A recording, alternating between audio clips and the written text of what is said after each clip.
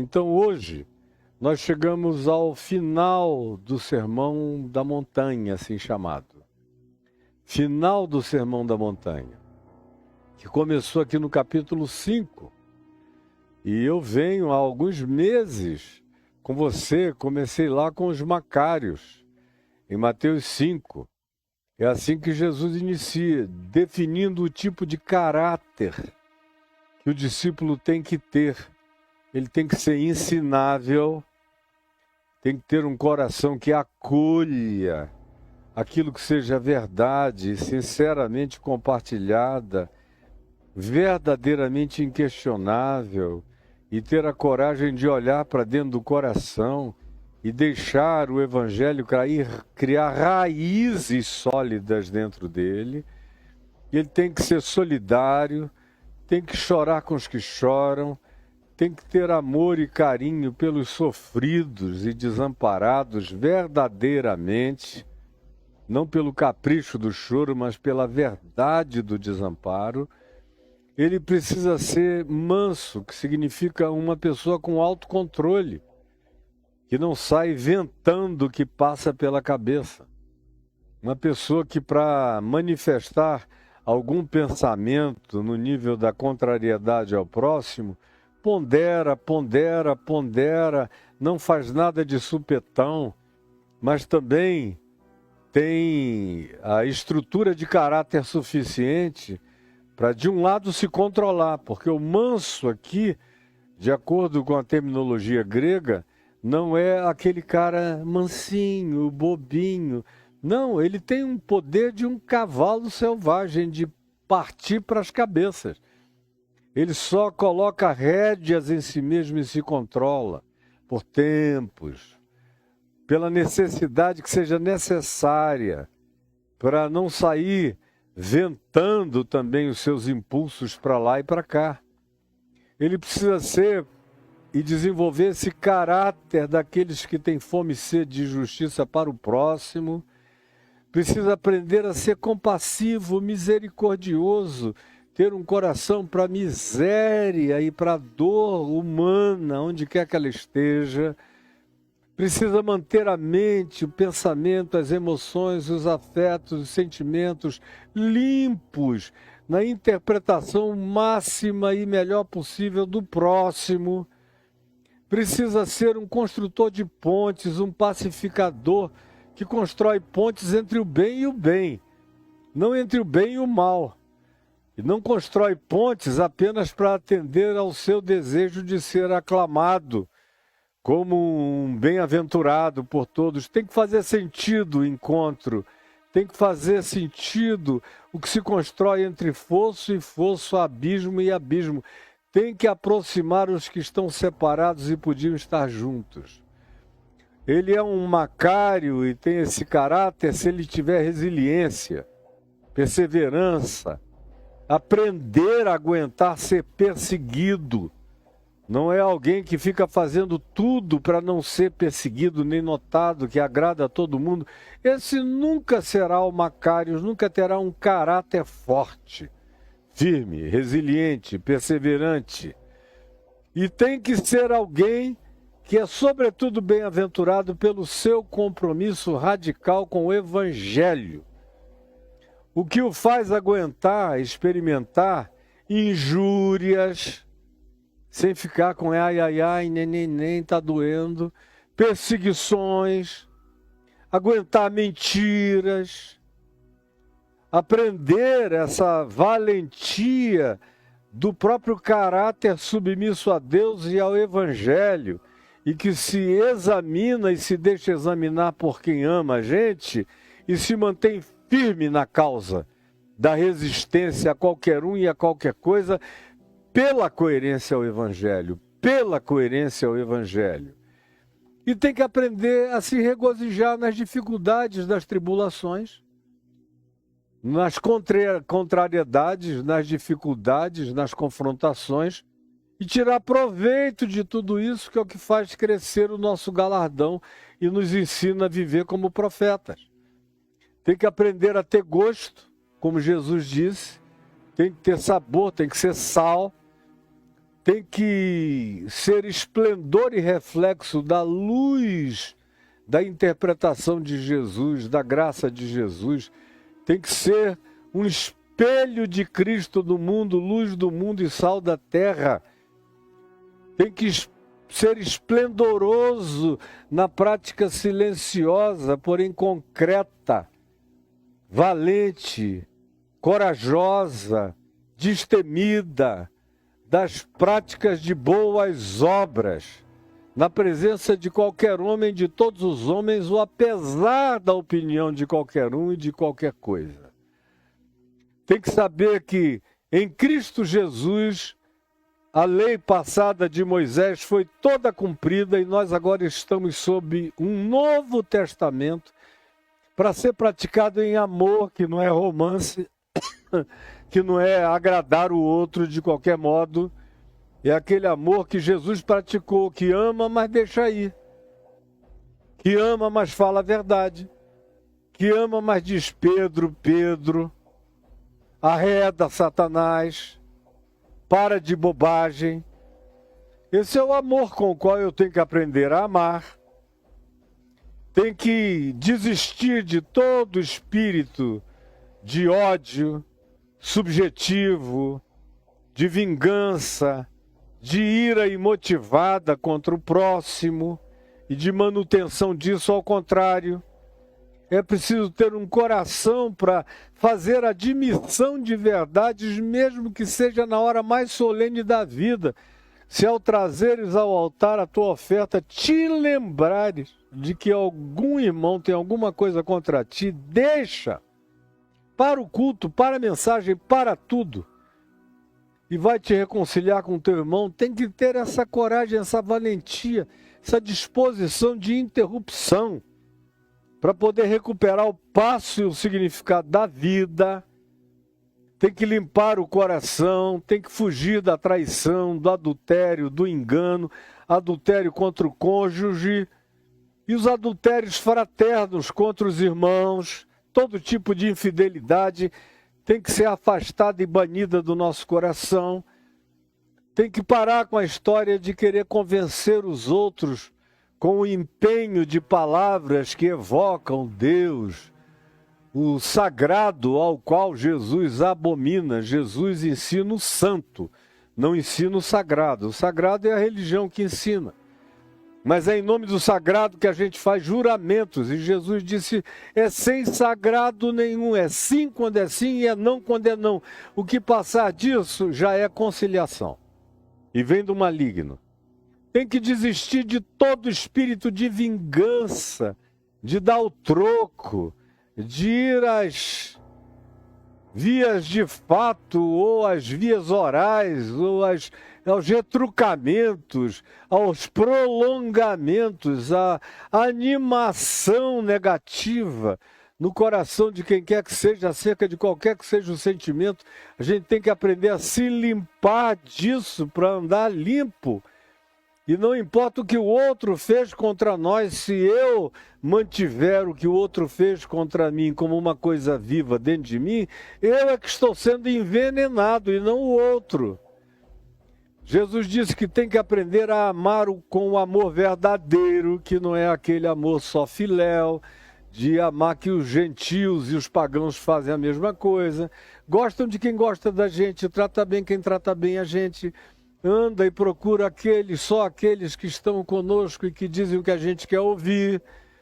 Isso aí, Jesus diz, até os pagãos são assim.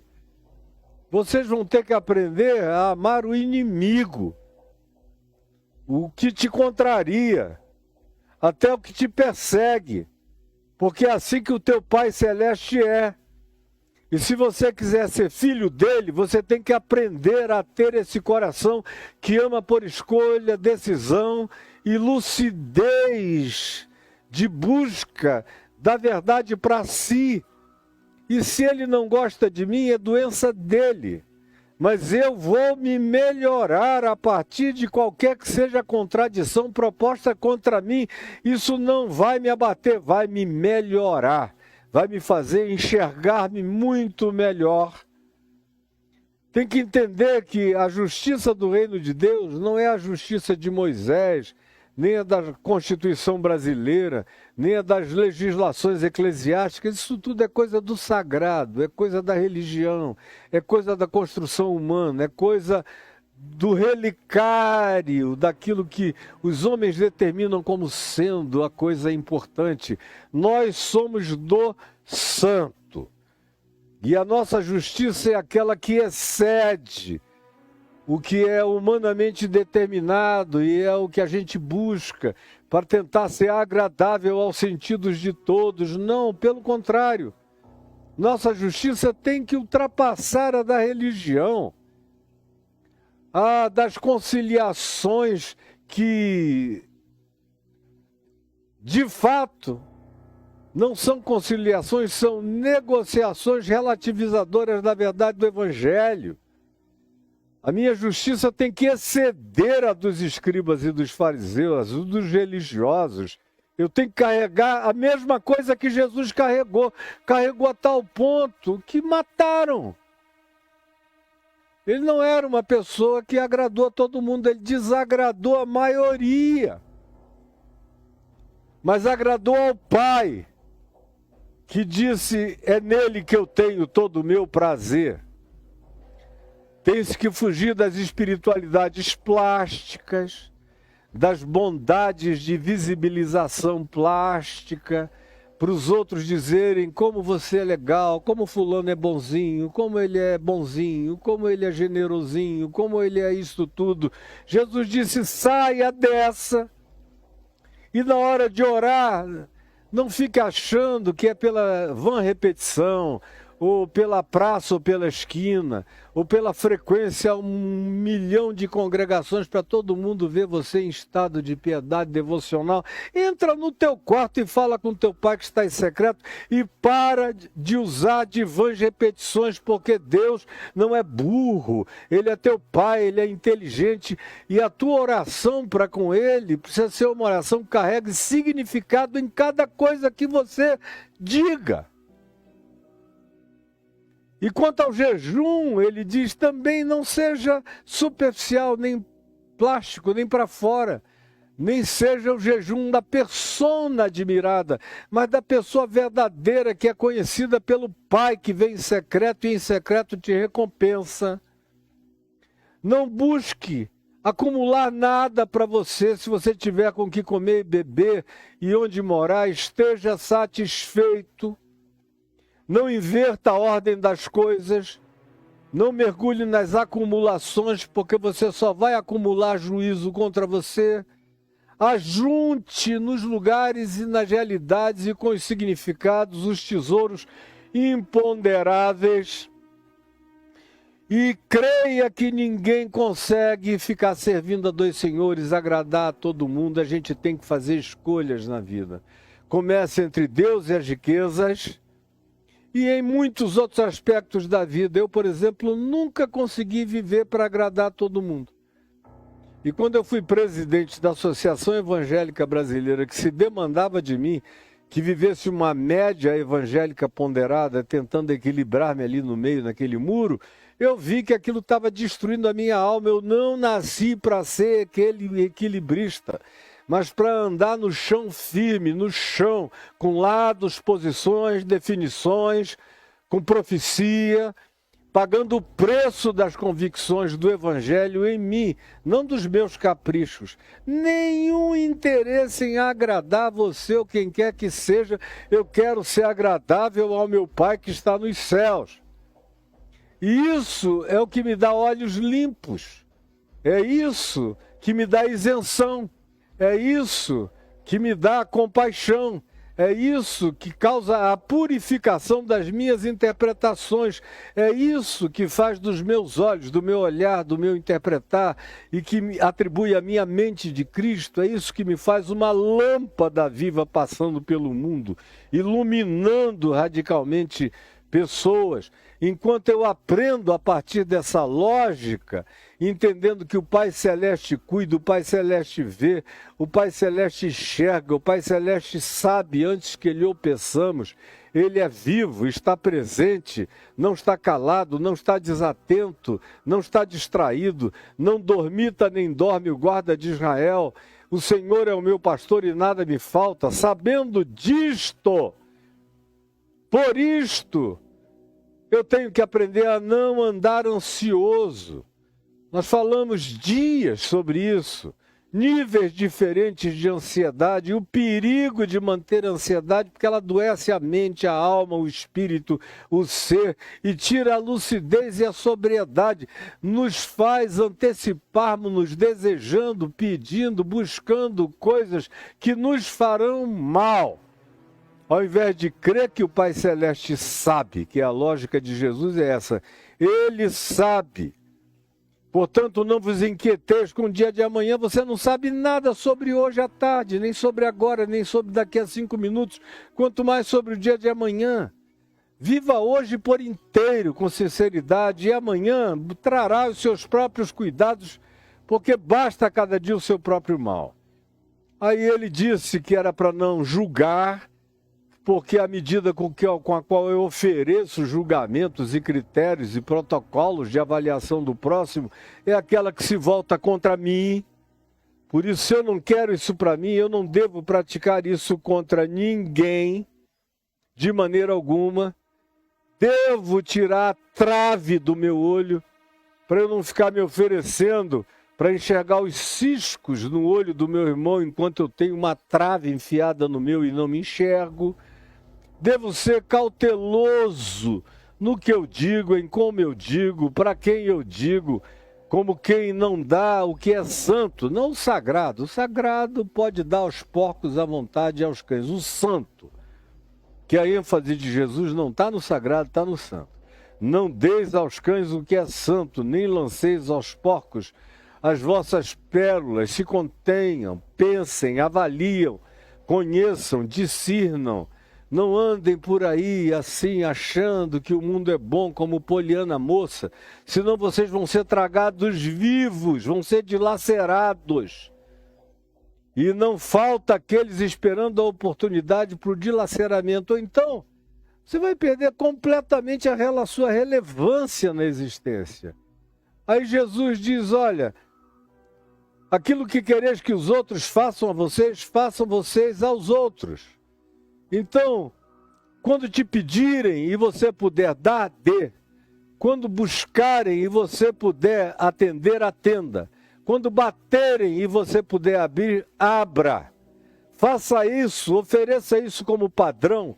Ofereça essa bondade de possibilidade dentro daquilo que está ao seu alcance para ajudar o próximo. E você vai receber o que pede, vai encontrar o que busca.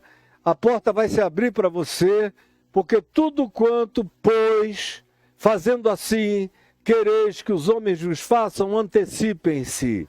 Se eles pedirem, socorram. Se eles buscarem ajuda. Se eles baterem, abram se vocês puderem, se for justo. Porque a reciprocidade celestial virá sobre vocês. Esse é o princípio. É difícil viver isso? Não, não é difícil.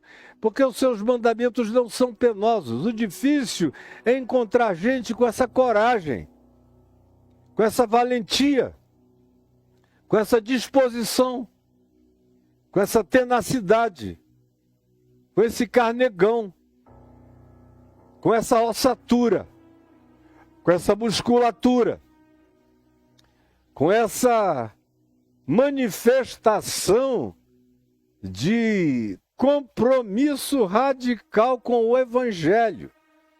Por isso é que nem todos entram pela porta estreita.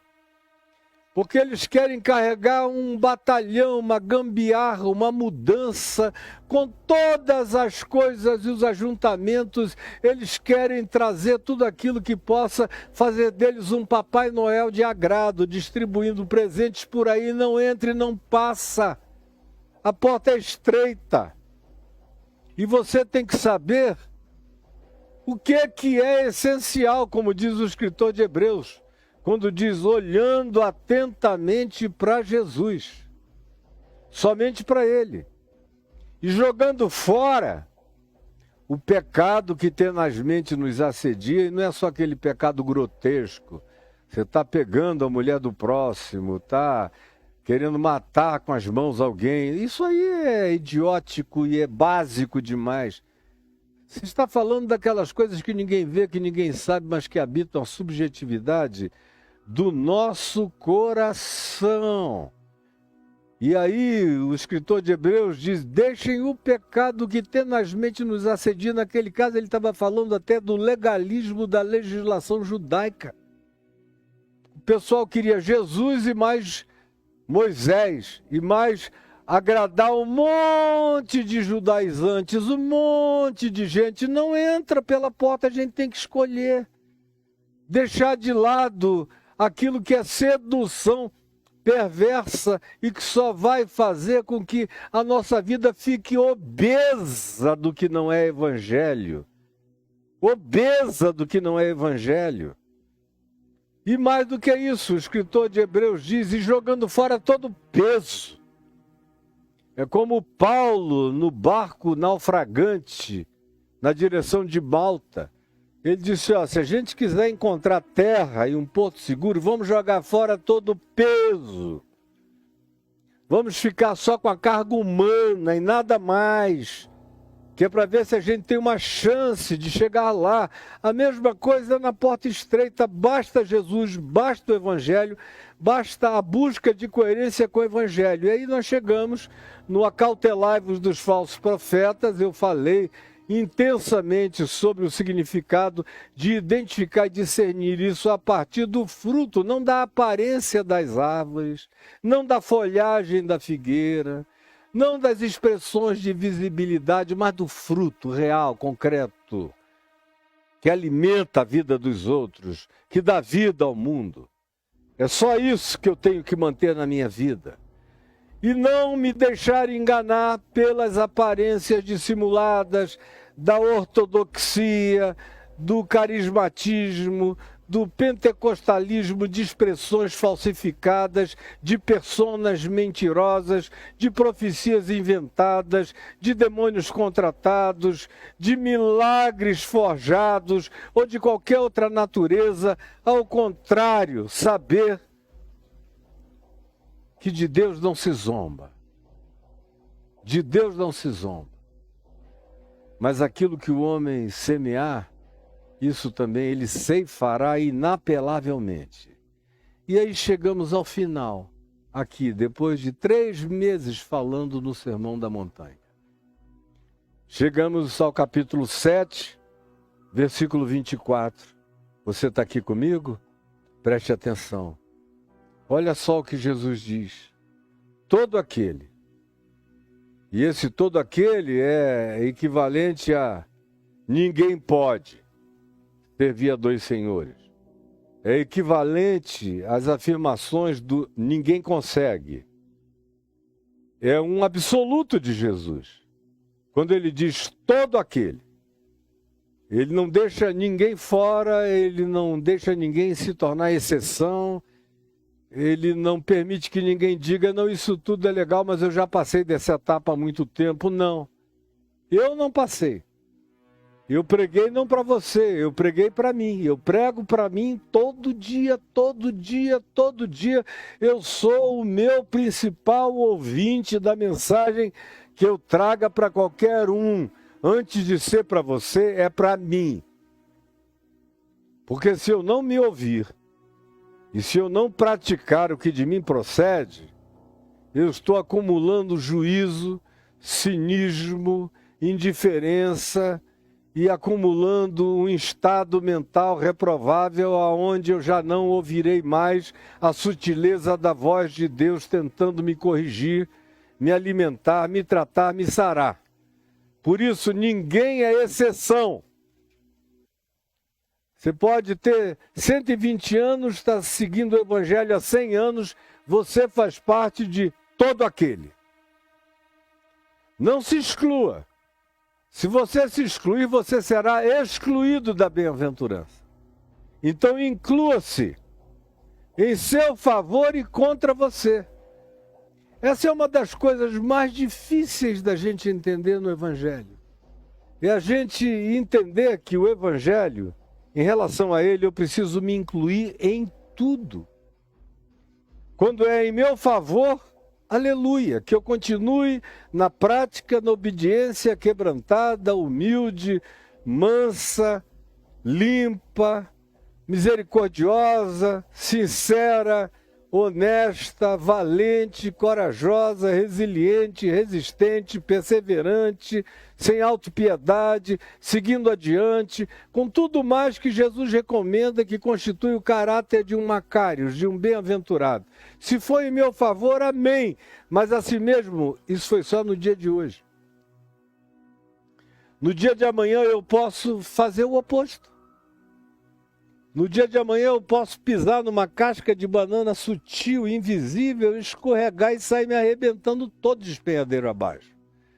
Por isso, todo dia eu ofereço a minha própria vida como um sacrifício vivo, santo e agradável a Deus, que é o meu culto racional. É o culto que faz eu me examinar a mim mesmo, olhar para dentro de mim mesmo, porque não há ninguém que não precise de reparos todo dia. Deixa eu dizer isso para você, porque você não é a exceção, minha filha, nem meu filho, nem meu irmão, nem minha irmã. Eu preciso de reparos do Evangelho todo dia. Por isso eu pratico esse culto racional, esse culto do autoexame, esse culto da sensatez, esse culto do bom senso, esse culto do autorreflexo, esse culto do auto-examinar-me, no sentido de ver aquilo que eu pessoalmente de mim mesmo não me enxergo. Sem um espelho, sem um reflexo, eu não me enxergo. Eu enxergo algumas coisas em mim, olhe lá. Mas eu descubro coisas em mim, nas minhas costas, que só a minha mulher vê. Ou que só os meus filhos, quando eu estou sem camisa, enxergam. E pai, você está com um carocinho aqui, com um sinal ali, que eu não ia ver jamais.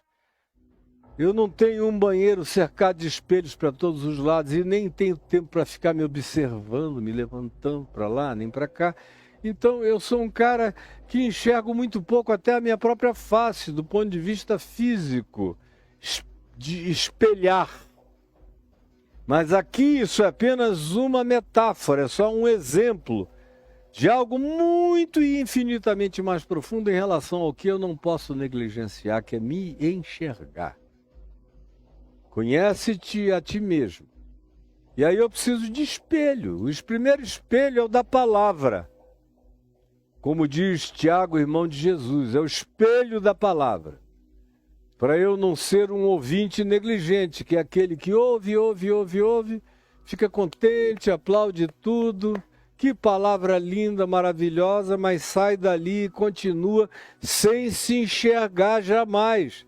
Até que fica cínico. Até que fica um ente inexortável, até que se torna uma pessoa inadmoestável, até que se torna uma pessoa inensinável. E mesmo com o disfarce de toda a humildade, humildade significa ensinabilidade, aprendizagem que não se conclui jamais, que está sempre aberta para melhorar. E eu preciso disso em mim. Por isso, todo dia eu me examino. E me examino com toda a profundidade que eu consigo no coração. Eu quero saber de onde veio um sentimento, uma tristeza, uma emoção. Eu não deixo nada passar dentro de mim. Tem algo que não é exatamente aquilo que se coaduna com a paz de Cristo, que é o árbitro no meu coração. Eu olho para dentro. A paz de Cristo. A paz de Cristo não é do Cristo que eu criei, que eu formulei, que eu inventei, que eu projetei. É o Cristo do Evangelho. A paz de Cristo é o reflexo do Evangelho. Sou eu refletido pelo Evangelho, pela palavra. Esse é o primeiro espelho. que tem que estar em mim todo dia. O Evangelho tem que ser o meu autoexame diário e cotidiano. E eu faço isso com a minha mente, com a minha racionalidade. Eu perscruto o meu consciente e mergulho no meu inconsciente, presto atenção nos meus sonhos e presto atenção nas dinâmicas e nos movimentos da minha vida e na sutileza da piedade como engano no meu coração. E quantas vezes eu já me flagrei piedosamente em estado de engano? Quantas vezes, meu Deus? Primeiro espelho é esse, do qual eu não devo fugir, nem com o qual eu devo me acostumar, senão eu me torno cínico e paro de me enxergar. Tem um outro processo na sequência que é não me conformar com esse século, não fazer uma média ponderada do século para eu andar como uma pessoa que seja praticamente inatingível, não por causa da coerência do Evangelho em mim, mas por causa da minha capacidade de andar sem nenhum molestamento de nenhuma natureza por quem quer que seja nessa vida. Ao contrário, o Evangelho me deixa vulnerável para observação de terceiros, que gostam, que não gostam. O que me interessa de fato, é não estar na média ponderada do agrado da maioria, é agradar aquele que diz: esse é o meu filho amado em quem eu tenho todo o meu prazer. É só o que me interessa. É para isso que eu estou aqui. Isso é andar na contracultura do Evangelho, contra o fluxo desse mundo, contra o príncipe da potestade do ar, contra a média ponderada universal. É para isso que eu e você somos chamados. E mais do que isso, transformarmos-nos pela renovação da nossa mente. O que implica em não dar nada como feito, nada como acabado, nada como resolvido, nada como concluído, nada como perfeito em mim, nada como aperfeiçoado. Eu não ando satisfeito comigo mesmo nem um dia da minha vida. Eu ando em paz, pacificado, mas num estado diário de me expor à transformação. E, meu Deus, da minha conversão para cá, nesses últimos 50 e poucos anos, quanta mudança já houve em mim. Todo dia tem algo sendo mudado em mim. E eu espero que todos os dias haja algo a mais a ser transformado em mim, não por causa de nenhuma busca neurótica, mas é na graça, é na paz, é na tranquilidade que eu não tenho medo de me enxergar. E em me enxergando eu não preciso me defender, nem me explicar, eu só preciso me transformar, renovar minha mente, renovar princípios, renovar conceitos, renovar atitudes, renovar posturas, renovar compreensões, renovar as decisões da minha vida que podem me projetar na direção de me tornar mais parecido com Jesus. A grande questão é, a minha vida parece com Jesus ou parece com o quê? Eu não quero parecer com Pedro, eu não quero parecer com Gamaliel, que era um cara em cima do muro. Oh, não vamos fazer nada disso não. Vamos ver primeiro, vamos deixar o tempo passar. Eu não sou Gamaliel, não quero ser Gamaliel. Não fui chamado para ser Gamaliel. Eu fui chamado para ser Jesus. E Jesus dizia o que se tinha que dizer. Quando era perda de tempo dizer, ele não dizia. E teve coisas que ele levou anos para dizer. Como houve outras coisas que ele disse, eu teria muitas coisas a vos dizer, mas vós não podeis suportar agora. Tem coisas que ele só disse depois que os discípulos podiam suportar. E houve alguns que nem suportaram. Como a gente lê aqui em João, no capítulo 6, ele diz algumas coisas fortes, chocantes, e se diz, e muitos dos seus discípulos já não andavam com ele. E Jesus chamou os que sobraram e lhes disse: quereis vós também retirar-vos? Não tem nenhum problema, eu só não quero gente que não tenha convicção acerca de estar ao meu lado, com a disposição radical do Evangelho no coração. Eu só não quero gente que tergiverse entre dois caminhos, cocheie entre dois caminhos, entre dois pensamentos, e acho que dá para ser melhor do que Deus, acho que dá para ser melhor do que Jesus, acho que dá para agradar de Herodes a Caifás, a Anás, aos sacerdotes do templo, a Judas, a Pedro, a Tiago, quem sabe a Jesus também, mas passando por aqui, Jesus não passou por aqui sem briga. Toda hora tinha alguém perseguindo, querendo matar, ele teve que fugir, ele teve que sair, era inveja, era ciúme de todos os lados. Não é uma vida fácil essa de ser discípulo de Jesus. Nenhuma tranquilidade nisso. E sinceramente disso eu sei e conheço um pouquinho pelo menos. Um pouquinho pelo menos. Porque eu tenho carregado na carne as marcas e as feridas do Evangelho e aquilo que a encarnação do Evangelho causa de desapontamento nos outros, ou de amizades mornas, ou de adesões distantes, mas escondidas.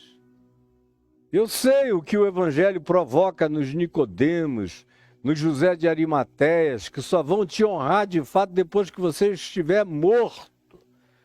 Porque enquanto você estiver vivo, eles vão fazer uma média ponderada aqui e ali, vão dizer, olha, não exagera tanto não, mas ninguém tem coragem de se levantar, encarar e botar o peito para fora.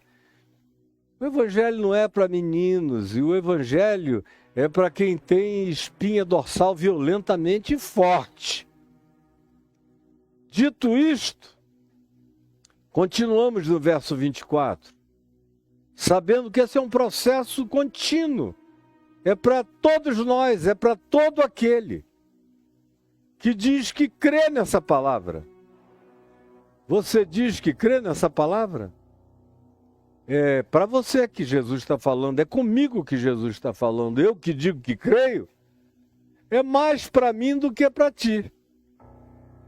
Porque sou eu que estou ensinando, a minha responsabilidade é infinitamente maior do que a sua que passivamente está ouvindo.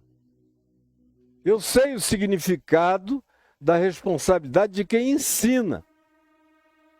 Quem ensina tem que encarnar isso profundamente. Do contrário, é quem mais adoece daquilo que ele mesmo ensina. É o que ensina sem trazer isso como vergões e marcas de Cristo Jesus para a própria vida. Não dá para ser discípulo de Jesus, mestre do Evangelho, pregador do Evangelho, ensinador do Evangelho, sem carregar as marcas do Evangelho na própria vida. Então isso é para todo aquele que não está querendo fazer média ponderada do Sermão da Montanha, nem de Jesus, e nem está com a vontade de se tornar melhor do que Deus, melhor do que Jesus, e encontrar um caminho de não molestamento passando pela vida. Todo aquele, pois. Esse pois evocativo, você já aprendeu de sobra. Jesus está evocando tudo o que ele disse antes dos Macários, das bem-aventuranças para cá. Inclusive do acautelai-vos dos falsos profetas. Cuidado com a ortodoxia de Senhor, Senhor, que não se transforma em vida. Cuidado com o suposto carismatismo de profecias, de exorcismos, de milagrosidades que não se transformam, antes de tudo, num milagre de conversão, de regeneração, de transformação, de profecia contra a própria vida, botando a sua própria vida sob o escrutínio do Evangelho todo dia. E os primeiros demônios a serem expelidos são aqueles que querem se encostar com sutileza nas sombras do meu ser. todo aquele, pois, que ouve estas minhas palavras, note, não é a leitura toda da Bíblia. Jesus não está falando da Bíblia, não tinha nem Bíblia ali para aquele grupo. Nem Bíblia. E nos dias de Jesus, a Bíblia mais lida, quando era lida entre o povo, era a Septuaginta, que tinha sido traduzida do hebraico para o grego. Não era nem o texto hebraico que ficava mais na mão dos saduceus, dos sacerdotes, dos intérpretes da lei, do sinédrio, o povo. Os que tinham acesso, nem era o texto hebraico original, porque a primeira língua deles era o aramaico. Então Jesus não está falando de Moisés, não está falando de Juízes, nem está falando de Josué, nem de Crônicas, nem de Reis, nem de Samuel, nem de nada. Jesus está falando destas minhas palavras. A ênfase de Jesus não é na Bíblia, a ênfase de Jesus é em Jesus. A ênfase de Jesus é no Evangelho, na Boa Nova que ele encarnou, que ele ensinou, que ele gestuou, que ele praticou, que ele viveu. Por isso ele diz, todo aquele, pois, que ouve estas palavras que eu acabei de dizer, e se eu não disser mais nada, o que eu já disse até aqui é bastante, é suficiente para transformar a vida de quem quiser, de quem vier, de quem desejar mudar. Estas minhas palavras, não outras. Ele não está dizendo aquele, pois, que obedecer a Bíblia toda, a Torá, os livros históricos, todos os salmos, todos os profetas. Não. O que ele está dizendo para o mundo, para o universo de humanos. Se vocês não tiverem acesso a nada, não faz mal, mas estas minhas palavras são as únicas que de fato importam. Jesus é tomado de uma megalomania que só não é narcisismo se ele for Deus. Se ele não for Deus, ele é o maior megalômano que já existiu. Por isso não dá para você só dizer que ele era um profeta, um mestre de sabedoria, um cara legal, o maior espírito de luz, não cabe nele. Porque o maior espírito de luz, arrogando-se a dizer o que Jesus diz, é um megalômano sem tamanho, é um narcisista sem tamanho. Ou Jesus é Deus, ou Jesus é doido. Mas não dá para ficar no meio do caminho e classificá-lo em qualquer outra categoria, que não cabe. Isso aqui só cabe em Deus, falando de si mesmo. Todo aquele, pois, que ouve estas minhas palavras e as pratica, é o bem-aventurado. E quem ouve essas minhas palavras e não as pratica é o louco. Para alguém dizer isso, tem que ser Deus, Deus e Deus de Deus. Ou tem que ser doido para além do diagnóstico e da descrição de qualquer tipo de transtorno mental, porque esse aqui é de uma sutileza extraordinária. Além de doido, é o doido mais equilibrado, de mais bom senso, de mais calma, de mais autocontrole, de mais sabedoria, de mais luz, que já se conheceu. É um doido fora da curva. É um doido impossível. É um doido que daria nó na cabeça de qualquer um. Portanto, ou ele é doido, e doido ele não cabe na diagnose de qualquer loucura, ou ele é Deus. E aí ressuscitar de entre os mortos se torna natural para quem é como ele é. E aí ele diz, todo aquele, pois, que ouviu, vocês aqui que estão nesse monte, nessa planura me ouvindo, ou vocês que estão aqui no papo de graça de hoje me ouvindo, ou aqueles que vão ouvir nas plataformas, todo aquele inclui você. Está pensando que você está fora? Você está atolado até o pescoço nessa história inteira. Era melhor, como disse Pedro, eu já repeti várias vezes, nunca ter sabido do que saber e ficar brincando disso. Não dá para brincar disso. Nem dá para fazer o seu evangelho do meio. Não dá para criar a sua médiazinha ponderada. Todo aquele, pois, que ouve estas minhas palavras, estas minhas palavras, e as pratica. Tem muita gente dizendo, eu ouço, Caio, eu te ouço todo dia. Me apavoram os que dizem que me ouvem todo dia. E eu fico olhando para a vida deles e digo, meu Deus, e o cara me ouve todo dia. Ou eu não estou ensinando o evangelho, ou o coração dessas pessoas está blindado, ou a incapacidade de comunicação é absoluta, porque não é possível que alguém me ouça todo dia e viva do jeito que eles dizem que vivem me ouvindo todo dia. Todo aquele, pois, que ouve estas minhas palavras e as pratica. O evangelho não é uma brincadeira de você sabia.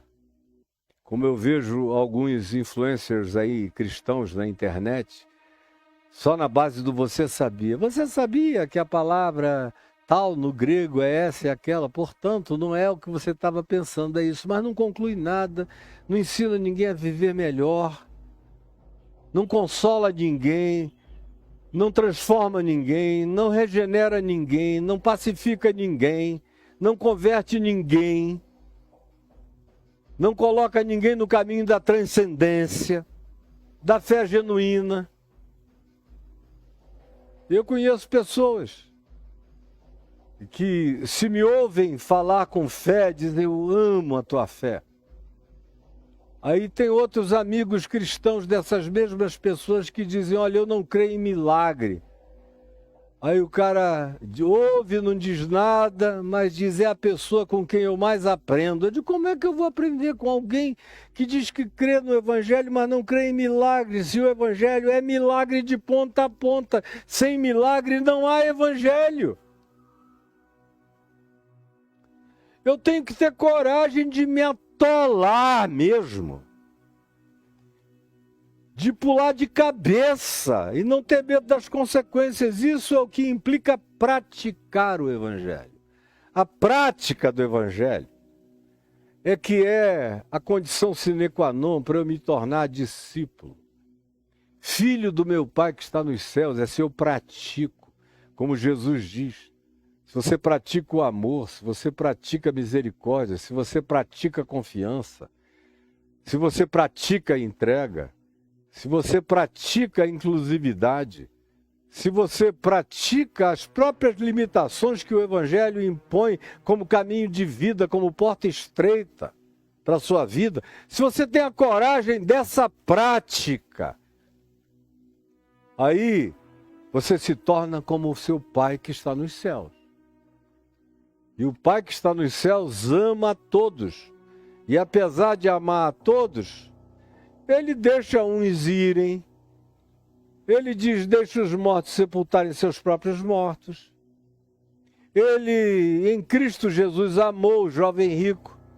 Mas o cara foi arrogante, não entendeu nada, ficou zangado, quis ir embora. Jesus não adulou, deixou ir. Deixou partir. Como ele fez com todos. Você não vê Jesus implorando para ninguém ficar, nem criando algum tipo de média de conciliação para ninguém, diminuindo as implicações do discipulado para quem quer que fosse. Tem que praticar, ou então o evangelho será praticado contra você. Ou você pratica o evangelho, ou o evangelho será praticado contra você. Guarde o que eu estou lhe dizendo, ou você pratica o evangelho, ou o evangelho se praticará contra você. Todo aquele, pois, que ouve estas minhas palavras e as pratica, será comparado a um ser humano prudente, sensato. Agora note que a prudência do evangelho é a radicalidade de Jesus. A prudência do evangelho não é andar sem tocar no chão. A prudência de Jesus é botar raízes firmes. Ele disse que o evangelho só é verdadeiro quando ele bota raiz na gente, quando ele cai no centro da vida da gente, quando ele não faz conciliações com os espinheiros na vida da gente, quando ele é absoluto na vida da gente. Essa é a prudência do evangelho, é a prática do evangelho. É totalmente imprudente ouvir e não praticar. Eu estou chamando juízo sobre mim. Eu estou sendo um imprudente. A prudência do evangelho é a radicalidade da obediência a Jesus. Essa é a única prudência do evangelho. O resto você aprendeu em algum outro lugar, mas não com Jesus. Você é discípulo de algum mestre do caminho do meio, mas não Jesus, que teve lado, escolheu bandas e tomou decisões. Tem que praticar. Esse que pratica é o ser humano prudente. É aquele que se acautela dos falsos profetas. É aquele que não se impressiona com falsas ortodoxias, com falsas doutrinas, com falsos discursos, com falsos sinais, com falsas expressões. Nem se entrega ao agradar-se a si mesmo, como Paulo disse, buscando não agradar a mim mesmo. Buscando não agradar a mim mesmo, mas agradar aquele que me chamou, de quem eu sou doulos, de quem eu sou escravo. Não para um pedaço da revelação, mas para o todo da revelação. Esse é o prudente, essa é a mulher prudente, esse é o ser humano que anda com o acautelamento de quem não vai tropeçar com a graça de Deus. E se vier a tropeçar, tropeça de joelhos na presença de Deus e o Senhor o levantará. Esse é comparado àquele que edificou a sua casa sobre a rocha. Na rocha, na pedra, no fundamento, que não estremece, que não balança, que não tergiversa, que não cocheia, que tem firmeza, clareza, opinião, definição, caráter, compromisso, raiz, aprofundamento, fundamento, pedra de esquina, que é uma só e não dá para negociar. E ela quer ser um todo, não um fragmento do evangelho que a gente gostou mais e adotou para si. É o todo que me garante. E é isso que me dá a certeza de estar construindo a minha casa sobre a rocha. E é isso que me dá poder de aguentar, de me tornar inabalável, porque o objetivo de Jesus é criar inabalabilidade de fé. Você me entendeu? Eu vou repetir de novo. O objetivo de Jesus é criar inabalabilidade de fé na gente. Você pode repetir comigo aí onde você está? O objetivo de Jesus é criar inabalabilidade de fé na gente. E essa inabalabilidade só acontece quando você pratica o evangelho todo dia. Pratica em seu favor ou contra você, e quando é contra você, você se submete, corrige-se, anda em submissão, prossegue, vai adiante. Não se entrega a nenhuma tristeza desmobilizante, ao contrário, se alegra no verdadeiro arrependimento, se põe em pé, caminha e melhora. Porque o objetivo é esse. Caiu a chuva, transbordaram os rios, sopraram os ventos e deram com ímpeto contra aquela casa, contra aquela vida, contra aquela existência, contra aquela pessoa. Mas ela não caiu.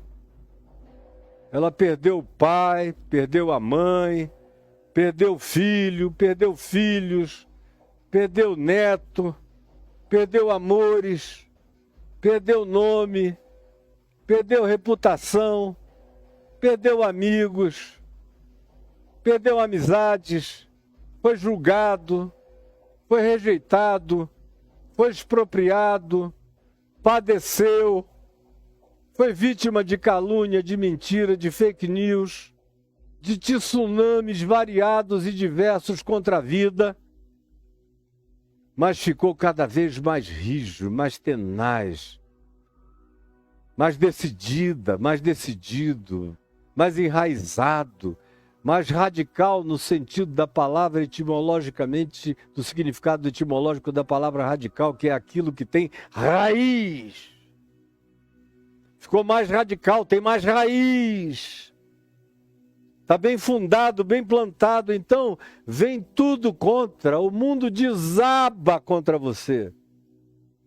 Mas se você está plantado nesses princípios, se você é esse Macário, se você carrega esse caráter, se você tem essa atitude, se você não é uma gosma, se você não é uma água-viva, se você é filho da rocha, se você está erigido na solidez do que tem concreção,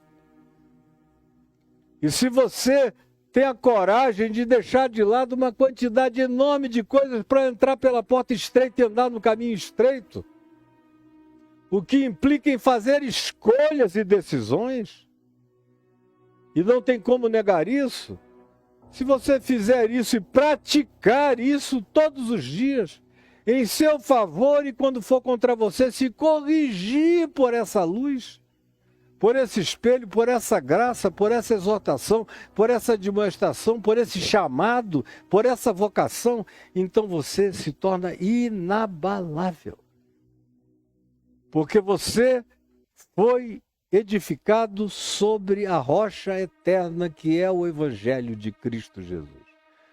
A rocha não é Pedro.